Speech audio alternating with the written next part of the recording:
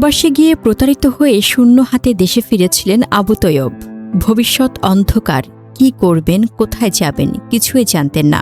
ঠিক তখন একজন মানুষ তার পাশে দাঁড়ালেন, বন্ধু দিদার। চট্টগ্রামের ব্যস্ত বাণিজ্যিক এলাকা রিয়াজউদ্দিন বাজারে নিজের দোকানে জায়গা দিলেন তাকে, খেতে দিলেন, থাকার ব্যবস্থা করলেন, আবার দাঁড়ানোর সুযোগ দিলেন। কিন্তু যে মানুষটা তাকে নতুন জীবন দিল, শেষ পর্যন্ত সেই মানুষটার জীবনটাই কেড়ে নিল এই আবু তৈয়ব। পুলিশ ও স্থানীয় সূত্রে জানা গেছে, দিদারুল ও তৈয়বের মধ্যে দীর্ঘদিন পরিচয় ও বন্ধুত্ব ছিল। দিদারুল নগরীর রিয়াজউদ্দিন বাজারে একটি স্টেশনারি দোকান পরিচালনা করতেন, যেখানে তৈয়ব কর্মচারী হিসেবে কাজ করতেন। শুক্রবার রাতে দিদারুল আলম নগরীর বাগলিয়ার বাসায় ফেরার পথে মাইজারটেক এলাকায় পৌঁছালে আগে থেকে ওত পেতে থাকা তৈয়ব তার উপর হামলা চালায়। এতে তিনি গুরুতর আহত হন। পরে স্থানীয়রা তাকে উদ্ধার করে চমেক হাসপাতালে নিয়ে গেলে চিকিৎসাধীন অবস্থায় ২৮ নম্বর ওয়ার্ডে তার মৃত্যু হয়।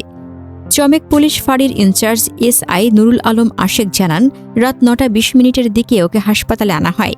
থানা পুলিশের প্রাথমিক জিজ্ঞাসাবাদে গ্রেপ্তার তৈয়ব দাবি করেছেন, দিদারুলের কাছে তার ১,৮০,০০,০০০ টাকা পাওনা ছিল।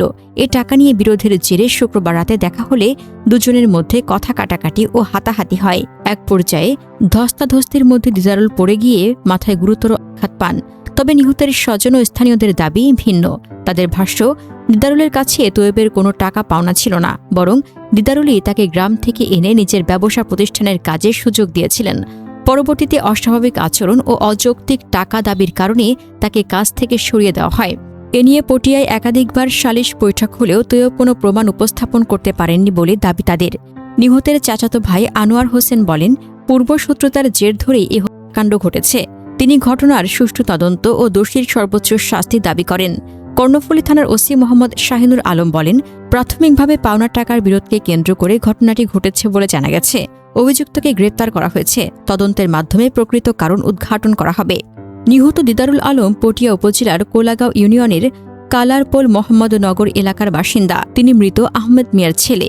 আটক আবু তৈয়ব একই এলাকার মৃত কবির আহমেদের ছেলে। একজন মানুষ যিনি বিপদে পড়া বন্ধুকে দোকানে আশ্রয় দিয়ে সাহায্য করেছিলেন, সেই মানুষকেই নির্মমভাবে টিয়ে ও ইট দিয়ে হত্যা করা হলো। এই ঘটনা শুধু একটি হত্যা নয়, এটা বিশ্বাসঘাতকতা, কৃতজ্ঞতার এবং মানবিকতার চরম অবক্ষয়ের জ্বলন্ত উদাহরণ। দিদারুল আলমের পরিবার এখন শোকে মুহ্যমান। একজন সফল ব্যবসায়ী, পরিবারের অভিভাবক চলে গেলেন হঠাৎ করে এমন নৃশংসতায়। সমাজে এখন প্রশ্ন উঠছে, উপকার করার পরিণতি কি এতটাই ভয়াবহ হবে? কার উপর ভরসা করবে মানুষ? একটা সময় ছিল বন্ধু মানেই ভরসা, আজ বন্ধুই হয়ে যাচ্ছে ভয়। একজন মানুষ যখন সব হারিয়ে ফিরে আসে, তখন সে কৃতজ্ঞ হবে, এটাই স্বাভাবিক। কিন্তু এখানে কৃতজ্ঞতার জায়গায় জন্ম নিয়েছে হিংস্রতা, ক্ষোভ আর অমানবিকতা।